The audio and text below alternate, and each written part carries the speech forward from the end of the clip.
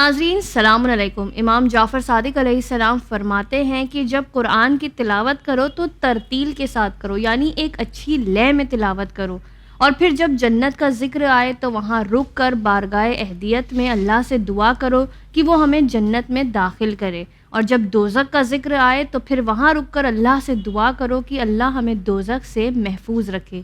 یعنی امام علیہ السلام نے ہمیں اس کے پڑھنے کا طریقہ بھی بتایا ہے کہ قرآن کی تلاوت کس طرح کرنی چاہیے.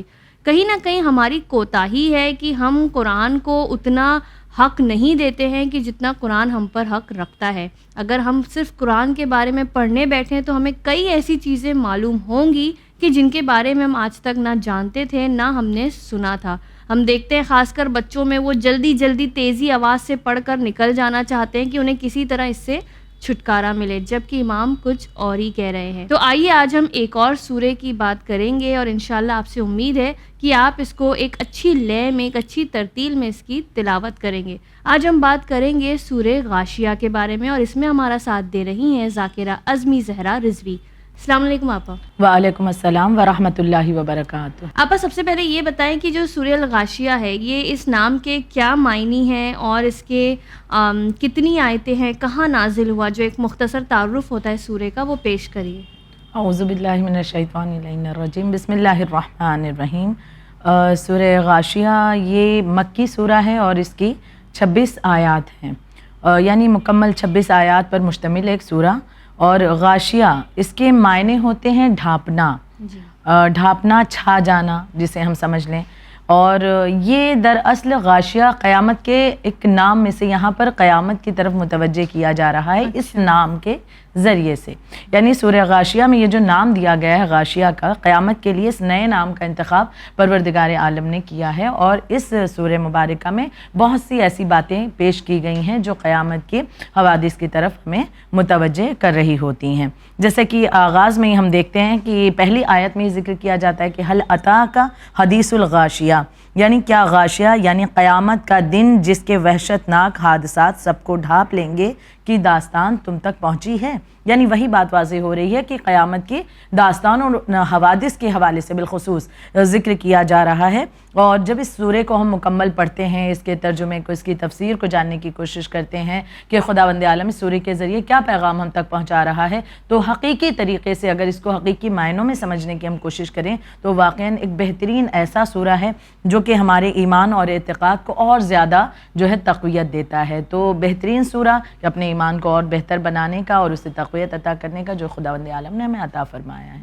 آپا یہ بتائیں کہ اس سورے کے پڑھنے کی کیا فضیلتیں ہیں، یعنی اگر دنیاوی لحاظ سے کوئی فضیلتیں اس کی ملتی ہوں یا اخروی لحاظ سے کہ اس دنیا میں ہمیں کس طرح یہ سورہ کام آئے گا، تو اس بارے میں کچھ بتائیے.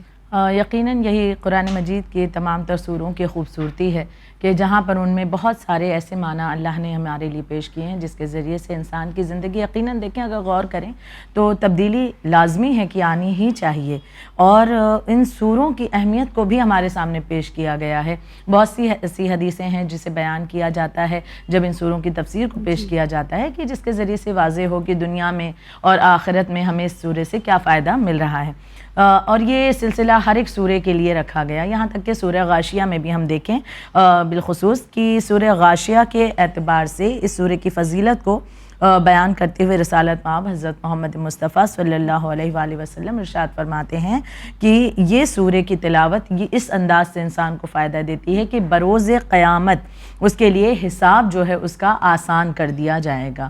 یعنی کہ جو کچھ بھی انسان کے اعمال ہیں، افعال ہیں، جو کچھ انجام دے رہا ہے، جب اس کا حساب ہوگا وہاں پر تو اس کے ذریعے سے آسانی ہوگی. اس کو ہم اس انداز سے سمجھ سکتے ہیں کہ اس دنیا میں انسان جب عمل کوئی کرتا ہے اور اس میں کہیں پر بھول چوک سے کہیں کوئی کمی رہ جائے، کوئی اس سے خطا ہو جائے تو وہاں پر لیکن عمل کے ساتھ یہ نہ ہو جائے کہ ہاں ہم نے کسی چیز کو انجام ہی نہیں دیا اس دنیا میں، خدا کی حکم کی جو ہے نافرمانی کرتے رہے اور یہ سوچ کر بیٹھے نہیں اس سورے کی تلاوت کر لیں اور وہاں پر فائدہ پہنچ جائے گا. تقریباً ہم اپنے ہر ایپیسوڈ میں اس بات کا ذکر ضرور کرتے ہیں کہ عمل کے ساتھ پڑھا جانے والا ہر ایک سورہ انسان کو فائدہ پہنچائے گا. اور اگر عمل اور عقیدے میں کمی ہے تو پورا قرآن مجید انسان کھول کر پی جائے اسے فائدہ نہیں ملنے والا ہے. ایسے تھے کربلا میں جو حافظ قرآن بالکل یہی اسی طرف میں آ رہی تھی. قرآن کچھ فائدہ نہیں پہنچا رہا تھا. بے شک یہ بالکل واضح دلیل ہے ہمارے لیے کہ کربلا معلیٰ سے بڑھ کر کے مثال کیا ہوگی کہ جو مارنے والے تھے، قتل کرنے والے تھے، جو قاتل تھے، ان میں بہت سے ایسے تھے جو قاری قرآن تھے، حافظ قرآن تھے. تو ایسے حفظ کرنے کا یا ایسے قرأت کا کیا فائدہ کہ جو فرزند رسول کے قتل کے لیے آمادہ ہو جائے. تو یعنی اس قرآن کو بس زبان تک محدود رکھا تھا، اسے اپنے دل تک، اپنے قلب تک اترنے ہی نہیں دیا. تو جب قرآن کو ہم سمجھ کر کے اپنے دل تک پہنچائیں اور اس کے بعد جب ان سوروں کی تلاوت کرتے ہیں تو فائدہ ملتا ہے. یہاں پر اس سورے کی تلاوت کا بھی فائدہ رسول خدا اس بات کے لیے ہمیں ضمانت دے رہے ہیں کہ بروز قیامت حساب میں اس کی آسانی کر دی جائے گی. ایک دوسری حدیث کا ذکر کر دوں. امام جعفر صادق علیہ الصلوۃ والسلام بیان فرماتے ہیں کہ فضیلت کے اعتبار سے کہ جو دنیا اور آخرت میں بہت بڑا اپنے لیے فائدہ اس حوالے سے چاہتا ہے کہ رحمت، ہر انسان کی تمنا یہ ہوتی ہے کہ اس کی زندگی میں خداوند عالم کی رحمت جو ہے وہ شامل حال رہے. دنیا میں بھی انسان چاہتا ہے اور آخرت میں بھی چاہتا ہے کہ خدا کی مہر بنی رہے، اس کا رحم و کرم رہے. تو اس کے لیے ایک بہترین سورہ یہ بھی ہے کہ امام صادق بیان فرماتے ہیں کہ اگر جو اپنی واجب یا مستحب نماز میں سورہ حمد کے بعد جو ہمیں اختیار ہوتا ہے دوسرا سورہ ہم پڑھ سکتے ہیں، اس میں اگر سورہ غاشیہ کی تلاوت کرتا ہے تو وہ انسان دنیا اور آخرت میں خداوند عالم کے سایہ رحمت میں رہے گا. یعنی یہ بھی فائدہ اس انسان کو اس سورہ مبارکہ کی تلاوت کے ذریعے مل رہا ہے. جی آپا یہ تو رہے کہ اس سے کیا فائدہ حاصل ہوگا. اب اگر بات کریں کہ اس کے مضامین کی، تو یہ سورہ کن باتوں کی طرف اشارہ کر رہا ہے؟ ہمیں کون سی چیزیں اس سورے میں دیکھنے کو یا سننے کو ملتی ہیں؟ جی خواہر، اگر ہم دیکھیں تو کئی حصوں پر بٹا ہوا سورہ جو مختلف انداز میں کچھ اہم چیزوں کی طرف ہمیں متوجہ کرتا ہے.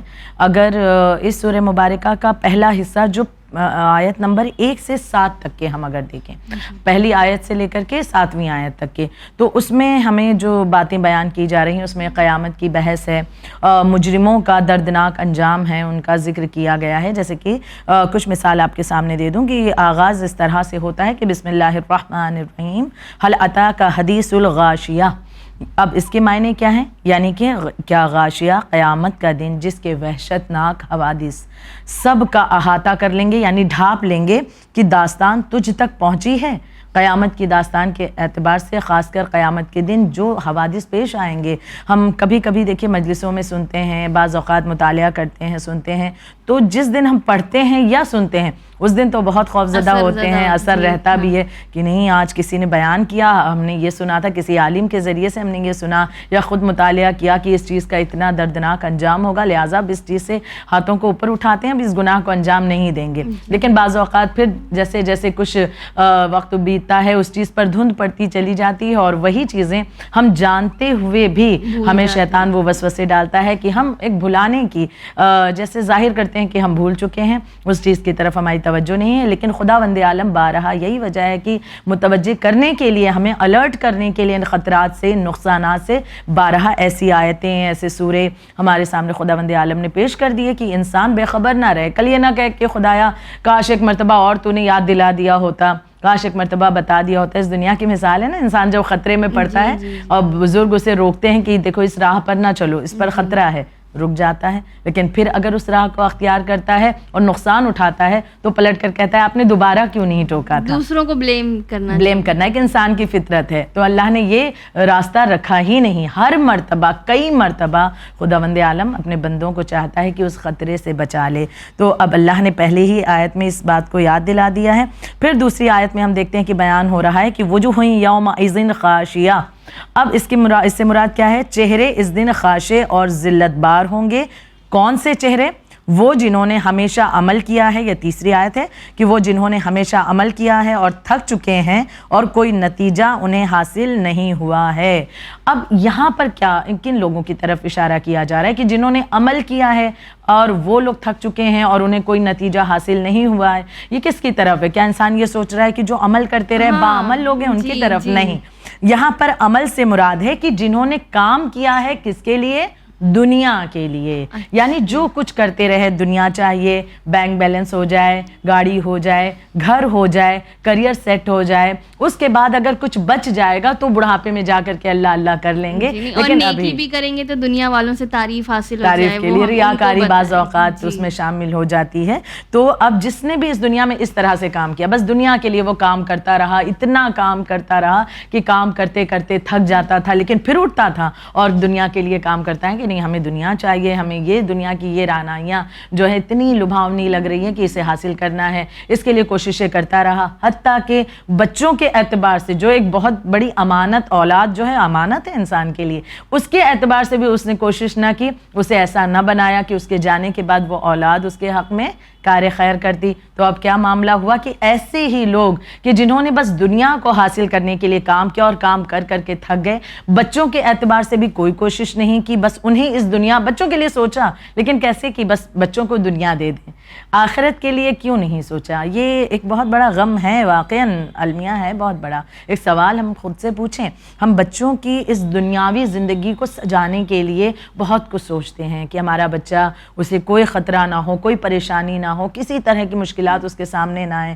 اکثر ہم نے کہتے سنا ہوگا کہ لوگ کہتے ہیں بھائی ہم اتنا بنا کر جائیں گے کہ ہمارے بچے کو نقصان نہ ہو, لیکن ہم آخرت کے اعتبار سے یہ جملہ کتنی مرتبہ کہتے ہیں کہ ہم اپنے بچوں کو اس طرح سے آخرت کی فکر اس کے ذہن میں تازہ کر کے جائیں گے کہ کبھی بھی وہ ہمارے جانے کے بعد بھی آخرت کو نہ بھلائے. لیکن آپا اگر ایک مرد یہ سب نہیں کرے گا تو کون کرے گا؟ انہیں تو کرنا ہی ہے نا, دنیا کے لیے بھاگ دوڑ بھی کرنا ہے, بچوں کے لیے بھی کمانا ہے, بنانا ہے. کیونکہ اگر نہیں کرے گا تو پھر ہم اس مرد کو ہی بعد میں پلٹ کے کہیں گے گھر میں بیٹھا ہے صرف قرآن پڑھتا ہے, ایسے تو کچھ ہوتا نہیں ہے. یہ سوال بالکل صحیح ہے آپ کا, لیکن یہ معاملہ وہی آتا ہے کہ اگر فقط ایک طرف فوکس کیا جائے, یہاں پر کن لوگوں کی طرف اشارہ ہے جنہوں نے صرف دنیا کی سدھ لی ہے اور آخرت کے بارے میں نہیں سوچا ہے. لیکن جو انسان دنیا اور آخرت, دیکھیں اللہ نے زندگی اس دنیا میں ہمیں دی ہے, تو یہ دنیا اسی لیے تو خداوند عالم نے بھیجا کہ اس دنیا کے ذریعے آخرت کی کھیتی کر لے, انسان وہاں ذخیرہ کر لے. تو یہ دنیا ٹھیک ہے, مذمت اس کی کب کی جاتی ہے؟ جب انسان دنیا میں ملوث ہوتا ہے. لیکن جب دنیا یعنی اگر حرام کی طرف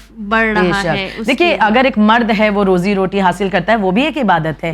وہ اپنے بچوں کا اگر نان و نفقہ نہ دے تو وہ گنہگار ہوگا, کیونکہ اللہ نے اس پر واجب قرار دیا ہے. تو اب جب نان و نفقہ اللہ واجب قرار دے رہا ہے اور دوسری طرف خدا کیا یہ کہے گا کہ تم نے اپنے بچوں کے خرچے کے لیے مجھے بھلا دیا, اس وقت یہ سوال اللہ کرے گا کہ واقعاً اس نے بھلایا ہوگا. یعنی نماز قضا ہو رہی ہے, نمازیں چھوڑ رہا ہے, عبادتوں کو ترک کر رہا ہے. لوگوں کو امپریس کرنے جو آج کل ایک ہے کہ وہ باہر چلے جاتے ہیں اپنے آفس والوں کے ساتھ, وہاں پر پھر جو ہے تو ڈانس میوزک ہے, یعنی دنیاوی چیزوں میں ملوث ہونا. اور بچوں کو بھی یہی کہنا کہ بیٹا ٹھیک ہے نماز روزہ بعد میں ٹھیک ہے, لیکن چلو تمہارا یہ اسکول پروجیکٹ ہے اس پر زیادہ فوکس کرو, اس پر دھیان دو. یا بچوں کو یہ کہنا کہ نہیں آپ کے لیے ہم نے یہ چیزیں, یہ الگ کلاس ہیں, جم وغیرہ کے اعتبار سے کہ تم صحت مند رہو, وہاں جایا کرو, وہاں وقت زیادہ دو. اور وہی بچہ پلٹ کر اگر لوگوں سے متاثر ہو کر کہے کہ نہیں ہم چاہتے ہیں کہ کچھ دعاؤں کا بھی جو ہے ذکر کیا کریں, مطالعہ کچھ کتابوں کا دینی بھی کریں, تو اگر یہی والدین اپریشیٹ کرتے ہیں تو بہت اچھی بات ہے کہ اسے آخرت کی بھی یاد دلا رہے ہیں. لیکن اگر اسے روک کر کے کہ نہیں بیٹا وہ سب ٹھیک ہے کر لینا, اور ایک جو کہتے ہیں عام زبان میں اکتاہٹ کے ساتھ, بہت اس کے ساتھ کی بے دلی کے ساتھ کہنا ٹھیک ہے وہ سب بھی ہے کر لینا, لیکن پہلے اپنے اسکول کی پڑھائی پر دھیان دو. یعنی ہم نے خود اسے یہ بتا دیا یہ امپورٹنٹ زیادہ ہے آپ کے لیے, آخرت کی زندگی تو آپ کے لیے ایک آپشنل ہے کہ آپ بعد میں سوچ لیں. اب جب ایسی فکر کے ساتھ بچہ بڑا ہوگا اور جب وہ والدین دنیا سے چلے جائیں گے تب وہ بھی یہی سوچے گا نا کہ ماں باپ کے لیے کار خیر کرنا کیا بڑی بات, ٹھیک ہے ہم کسی سے کچھ پڑھوا دیں گے, ایک آدھ مجلس کرا دیں گے اور ایک آدھ قرآن پڑھوا کر ہدیہ کر دیا, بس ہو گیا ہماری ڈیوٹی پوری ہو گئی. وہ بھی محدود کرے گا نا, جب آپ نے آخرت کو محدود کر دیا اس کے لیے تو اب وہ آپ کے کار خیر کو بھی محدود کرے گا. تو ایسے لوگ جو دنیا کے لیے بس کام کرتے رہے, آخرت کی فکر نہیں رہی, ان کے لیے بیان کیا جا رہا ہے کہ وہ جنہوں نے ہمیشہ عمل کیا اور تھک چکے, یعنی دنیا کے لیے جنہوں نے عمل کیا اور تھک چکے اور کوئی نتیجہ انہیں حاصل نہیں ہوا, اب ان کے لیے کیا نقصان ہوگا جو اگلی آیت میں بیان کیا جا رہا ہے کہ دہکتی ہوئی آگ میں داخل ہوں گے یہ لوگ. اور کیا ہے, انہیں حد سے زیادہ گرم چشمے سے پلایا جائے گا. پھر چھٹی آیت میں بیان کیا جا رہا ہے کہ انہیں زری, بدبودار اور تلخ خشک کانٹے کے علاوہ انہیں اور کوئی کھانا نہیں ملے گا. یعنی یہ تمام چیزیں ان کے لیے بیان کی جا رہی ہیں. اور پھر بیان کیا جائے گا کہ ایسی غذا جو نہ انہیں موٹا کرے گی اور نہ ان کی بھوک کو ختم کرے گی. یعنی وہاں پر جو اس نے آخرت کو بلا کر صرف دنیا کے لیے کام کیا, کوئی ذخیرہ کچھ اعمال لے کر پہنچا ہی نہیں, تو اب اس کے لیے یہ تمام نقصانات اس کے سامنے پیش کر دیے جائیں گے. اللہ متوجہ کر رہا ہے کہ دنیا میں زندگی بسر کرو لیکن اس انداز میں کہ آخرت کی فکر آپ کے ذہن میں زندہ ہو. یعنی یہ جو دوسروں کا مال کھا کے بہت زیادہ اس دنیا میں موٹے ہو رہے ہیں, آخرت میں یہ سب کھانے ملے گا پھر ان لوگوں کو, دنیا کے پیچھے جو بھی غفلت میں رہا تو وہاں پر تو یقیناً بیداری اسی انداز میں. تو آپا یہ تو شروع کی 7 آیتیں، کیا باقی ساری آیتوں میں بھی انہی طرح کی کچھ خوفناک باتوں کا ذکر ہے؟ بقیہ آیتیں کیا کہہ رہی ہیں؟ جی خیر، یہ آغاز کی آیتیں اگر ہم دیکھیں تو یہ پہلا حصہ کہ جہاں پر قیامت کی طرف متوجہ کیا جا رہا ہے، یہ جو غافل ہیں، اس دنیا میں کھوئے ہوئے ہیں، ان کا ذکر کیا گیا ہے کہ کس طرح سے ان پر عذاب اور تمام تر چیزیں.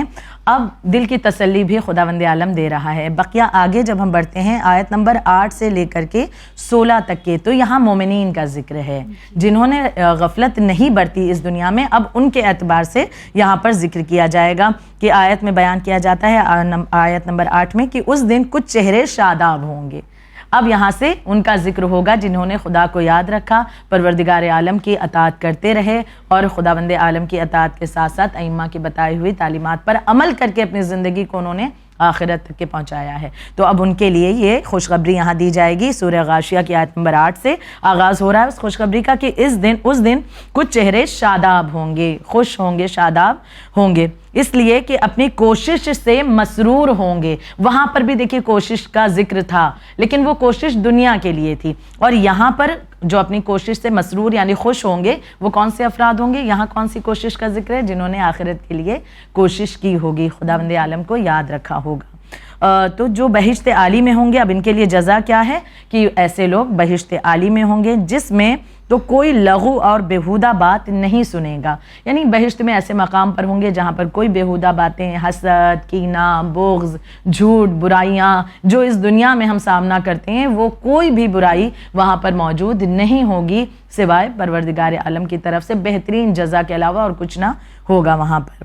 اس میں چشمے جاری ہیں، اس میں خوبصورت بلند تخت ہوں گے اور پیالے جو ان چشموں کے پاس رکھے ہوئے ہوں گے، اور ان کے علاوہ اور بھی اور تکیے جو صف بستہ ہوں گے اور بچھے ہوئے فاخرہ فرش ہوں گے. یعنی اگر اس کی تفسیر کو ہم مکمل طور پر بیان کریں تو کئی ایپیسوڈ اس کے حوالے سے ضرورت پڑ جائے گی، لیکن چلیے ہم مختصراً ذکر کر رہے ہیں کچھ الفاظ میں کہ بہترین اللہ کی طرف سے جزا ہے، انتظامات ہیں مومنین کے لیے. کہ جہاں پر پہلے حصے میں ہم دیکھ رہے ہیں کہ غافلوں کو ڈرایا جا رہا ہے، وہیں پر دوسرے حصے میں جو ایمان والے ہیں، جو عمل والے ہیں، جو عقیدہ جن کا بہتر ہے، درست ہے اور عمل کے میدان میں قدم رکھتے ہیں، لہٰذا ان کے لیے یہاں پر خوشخبری بھی دی جا رہی ہے. یعنی خداوند عالم جہاں پر ایک طرف قہر کی بات کر رہا ہے تو دوسری طرف مہر کی بھی بات کر رہا ہے. آپ نے شروع میں بتا دیا کہ کیسا ایک انسان کو نہیں ہونا چاہیے کہ بالکل غافل ہے اپنے رب سے، اپنے دین سے. پھر دوسرا آپ نے بتا دیا کہ مومنوں کے لیے یہ ساری چیزیں ہیں کہ اگر آپ نے پریکٹس کیا تو آپ کے لیے یہ ہے. لیکن ایک مومن کو ہونا کیسا چاہیے؟ کیا یہ سورہ بتا رہا ہے کہ کس طرح سے ہمیں کام کرنا چاہیے؟ کیا وہ چیزیں جس کو ہمیں خیال رکھنا چاہیے؟ بے شک یہ سورہ مبارکہ جیسے کہ یہ ہمارے ایمان کو تقویت دے رہا ہے، تو جیسے ہم اس کی تلاوت کرتے ہیں اور آگے بڑھتے ہیں تو اس بات کا بھی جواب ہمیں خداوند عالم دے رہا ہے. یعنی قرآن مجید میں ہم دیکھیں ہر چیز ایک دم ترتیب کے ساتھ خداوند عالم نے بیان کی ہے کہ جہاں پر پہلے ذکر ہے ایسے لوگوں کا، غافلوں کا، پھر دوسری مرتبہ میں ہم دوسرے حصے میں دیکھتے ہیں کہ ایمان والوں کی تعریف کی گئی، ان کی جزا کی بات کی گئی ہے. اب ایک سوال اٹھتا ہے کہ ہم بھی چاہتے ہیں اس جزا کو حاصل کرنا، کیسا بنائیں اپنے آپ کو. بڑی خوبصورت مثال جو اگلی آیتوں میں دی جاتی ہے، آیت نمبر 17 سے لے کر 26 تک کی اگر ہم پورا جائزہ لیں، میں آپ کے سامنے اس کو مختصراً ذکر کر دوں کہ جیسے کہ آیت نمبر 17 میں ذکر کیا جاتا ہے، اس کا ترجمہ پیش کر دیتی ہوں پہلے کہ کیا وہ اونٹ کی طرف نہیں دیکھتے کہ کس طرح اسے پیدا کیا گیا ہے.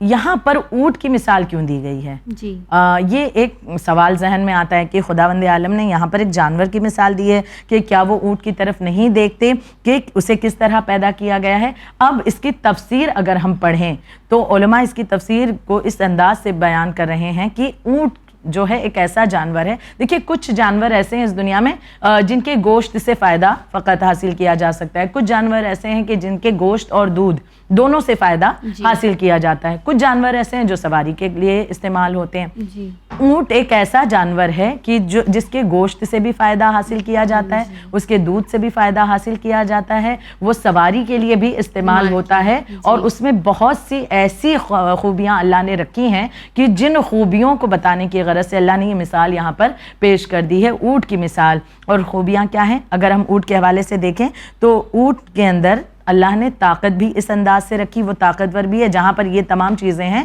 کہ اس کے ذریعے بہت سے فائدے لوگوں کو مل رہے ہیں. ایک پیغام یہ بھی جا رہا ہے انسان اپنے وجود کو ایسا بنائے جس کے ذریعے وہ کسی کے لیے نقصان کا باعث نہ بنے, اس کے ذریعے وہ لوگوں کو وہ فائدہ پہنچا سکے اپنے وجود کے ذریعے سے. یعنی اپنی زبان ایسی رکھے یا اپنا عمل ایسا رکھے یا اپنا کردار ایسا رکھے یا لوگوں کے ساتھ اس طرح سے ملے کہ ایک مددگار, ایک ہیلپ فل نیچر انسان کا دوسروں کے لیے ہو. پھر اونٹ کی ایک اور خوبی دیکھیں, یہ طاقتور جہاں پر ہے وہیں پر دوسری طرف بھوک اور پیاس کو کافی دن تک کے یہ برداشت بھی کر لیتا ہے.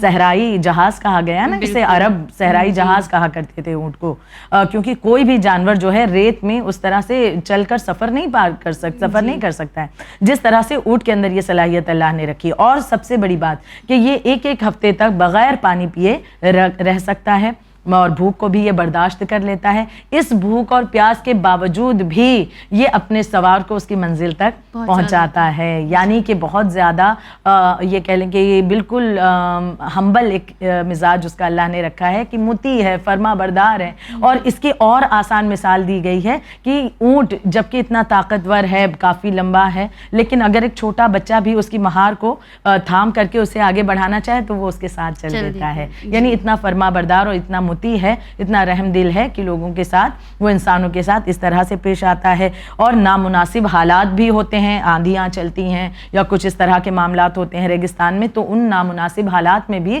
وہ اپنے آپ کو سنبھالنے کی طاقت رکھتا ہے. تو یہ تمام چیزیں, کچھ چیزوں کا میں نے بیان کیا, اگر اس کی تفسیر اس آیت کی ہم پڑھیں تو باتیں اور واضح ہوں گی. تو اب خداوند عالم ان تمام خصوصیات کے ذریعے سے دراصل ہمیں ایک پیغام دے رہا ہے اس آیت مبارکہ کے ذریعے کہ ہم انسان تو اشرف المخلوقات ہیں, ہم جانوروں سے کہیں مرتبہ ہمارا بڑا ہے, افضل ہے. تو ہمارے اندر یہ کوالٹیز ہونی چاہیے. وہاں پر اس جانور کے اندر ہم دیکھ رہے ہیں یہ چیزیں پائی جا رہی ہیں. کیا ہمارے اندر یہ چیزیں نہیں ہونی چاہیے کہ ہمیں اپنے رب کا مطیع و فرما بردار ہونا چاہیے؟ کیا ہمارے اندر یہ چیزیں نہیں ہونی چاہیے کہ اگر کچھ دن بھوکے اور پیاسے رہتے ہیں تو خدا سے شکوہ نہ کریں, شکر گزار بن کر کے سامنے آئیں؟ کیا یہ ہمارے اندر خوبی نہیں پائی جانی چاہیے کہ ہم دوسروں کے لیے مددگار بن کر کے سامنے آئیں, کسی کے نقصان پہنچانے کا سبب نہ بنے؟ تو لہٰذا یہ تمام خوبیوں کے ذریعے سے اللہ ہمیں متوجہ کر رہا ہے. اور اونٹ کی مثال یہاں پر دی گئی. دوسری ہے کہ آسمان کی طرف نہیں دیکھتے کہ کس طرح بلندی پر قائم ہے. آسمان کی مثال اس لیے دے دی پروردگار عالم نے کہ آسمان کو, کوئی بھی چیز ہے, اگر آپ کسی چیز کو روکنا چاہیں تو اسے سہارے کی ضرورت ہوتی ہے. آپ ایک ٹیبل بھی رکھیں تو اس کے پائے ہوتے ہیں چاروں طرف, تب وہ ٹیبل رکتا ہے. ہم دیکھیں خداوند عالم کا نظام, وہ آسمان بغیر کسی پائے کے, بغیر کسی سہارے کے پروردگار عالم نے اسے اس طرح سے ٹھہرایا ہوا ہے. تو کیا یہ خداوند عالم کی خلقت کا ایک عظیم شہکار نہیں ہے؟ یہ چیزیں کیا ہمیں سوچنے پر مجبور نہیں کرتی ہیں کہ خداوند عالم ہمارا کتنا بزرگ و بالاتر ہے اور ہمیں اس کے لیے کتنا زیادہ مطیع و فرما بردار ہونا چاہیے؟ اسی طرح بہت سی مثالیں پیش کی گئی ہیں کہ جو ہمیں بے شمار پیغامات دے رہی ہیں. سورہ غاشیہ ہمارے ایمان کو تقویت دیتا ہے ایسی باتوں کے ذریعے کہ جو بعض اوقات ہمارے ذہن میں آتی بھی نہیں ہیں. بہت بہترین اور پیارا سورہ. آپا آخر میں جانے سے پہلے آپ کچھ اس کے پیغامات پر نظر ڈالیں کہ ہمارے ناظرین اس سے کس طرح فائدہ اٹھا سکتے ہیں. سورہ کیا پیغام دے رہا ہے؟ یقیناً اس میں بہت بڑا پیغام یہ ہے کہ آخرت کی, قیامت کی اس ہولناکی کو ہم فراموش نہ کریں کہ جس کے لیے بعض اوقات کہتے ہیں وہاں کی وہاں دیکھی جائے گی, لیکن وہاں کی وہاں دیکھنا تو بڑا دور کا معاملہ ہے. یہاں ایک روز کا بخار ہم برداشت نہیں کر سکتے, تو وہاں کا جو عذاب ہوگا, جو سزا ہوگی خدا کی جانب سے, ہماری گمراہی کی بنا پر ہم تصور نہیں کر سکتے. تو لہٰذا یہ سورہ ہمیں غفلت سے اٹھا رہا ہے, بیداری کی طرف لا رہا ہے. آخرت کی فکر کرنا ایک بہت بڑا پیغام ہمیں مل رہا ہے, اور اپنے گناہ سے باز آ جائے انسان, اپنے آپ کو ایمان والوں کی فہرست میں شمار کرنا چاہتا ہے تو اس کے لیے کوشش بھی کرے, عمل بھی کرے. دنیاوی یہ چھوٹی چھوٹی مثالوں کے ذریعے سے اپنی آنکھوں کو کھولنے کی کوشش کرے کہ وہ پروردگار عالم جو اتنی محبت ہم سے کرتا ہے, رحمان ہے, رحیم ہے, اگر ہو گئی ہیں غلطیاں توبہ کر کے اس کی بارگاہ میں آ جائے, از سر نو ایک زندگی کو شروع کرے, جو ایسی زندگی جو خدا کو پسند ہو. جی آپ بہت بہت شکریہ, جزاک اللہ. ناظرین سے بس یہی امید ہے کہ اس سورے کی تلاوت کریں گے, اور انشاءاللہ اب جب تلاوت کریں گے تو اس سورے کو ایک نئی روشنی میں دیکھیں گے. اب کچھ معلومات انہیں ہوگی اس سورے کے بارے میں. ناظرین آپ لوگوں کے لیے بس یہی پیغام ہے کہ ہم جیسے کہ سورہ کے شروعات میں اگر اللہ کہیں پر بتا رہا ہے کہ گنہگاروں کے ساتھ کیا سلوک کیا جائے گا، تو اس میں بالکل اس طرح سے دیکھنے کی ضرورت نہیں ہے کہ یہ کوئی اللہ بہت قہار اور جبار ہے۔ ماں باپ بھی اپنے بچوں سے بہت محبت کرتے ہیں، لیکن اگر وہ نافرمانی کرتے ہیں تو ماں باپ کو بھی سختیاں کرنی پڑتی ہیں، یعنی ہم تمہارا یہ بین کر دیں گے یا ہم تمہیں اس چیز کی سزا دیں گے۔ تو یہ بھی اللہ جب ہمیں سزا بتا رہا ہے تو ہماری بہتری کے لیے بتا رہا ہے، تاکہ ہم ایسے گناہوں سے باز آ جائیں جو نہ صرف ہمیں بلکہ ہماری ذات سے دوسروں کو بھی نقصان پہنچاتے ہیں۔